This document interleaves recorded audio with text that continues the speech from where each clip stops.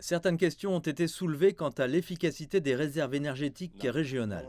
Non, ce n'est pas suffisant. Nous avons des liens avec la réserve énergétique de la SADC, avec des pays comme l'Afrique du Sud, le Zimbabwe, la Namibie, le Botswana.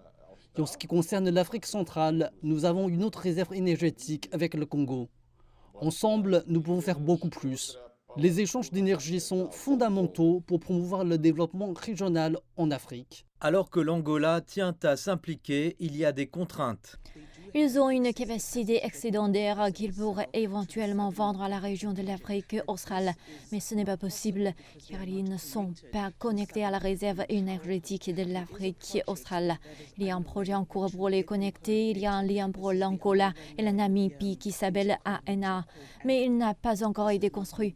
Il est encore au stade de la faisabilité. Une fois qu'il sera construit, ils pourront rejoindre la réserve énergétique d'Afrique australe et commencer à échanger de l'énergie. La réserve énergétique de l'Afrique australe est une bonne ressource, mais elle a ses limites. Cela se négocie sur un marché pour un jour d'avance, donc je ne peux pas exactement aller signer des contrats à long terme là-bas.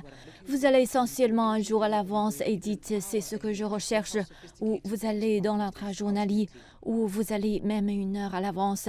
C'est à ce point que ce marché est sophistiqué en fin de compte. La réserve énergétique d'Afrique australe pourrait être plus efficace si davantage de pays se connectaient et vendaient leur électricité excédentaire. L'Afrique dispose d'un grand potentiel énergétique d'énergie renouvelable telles que l'hydroélectricité et l'énergie solaire. Pour améliorer le développement de cette région, il faut faire une interconnexion avec la Namibie au sud et le Congo au nord et rendre l'énergie de cette réserve énergétique beaucoup plus efficace.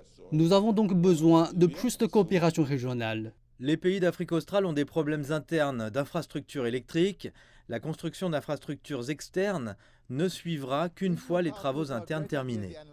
Les réserves énergétiques régionales sont une excellente idée, selon les analystes. Le problème est que lorsque la demande dépasse l'offre, les tendances capitalistes et les marges bénéficiaires entrent en jeu.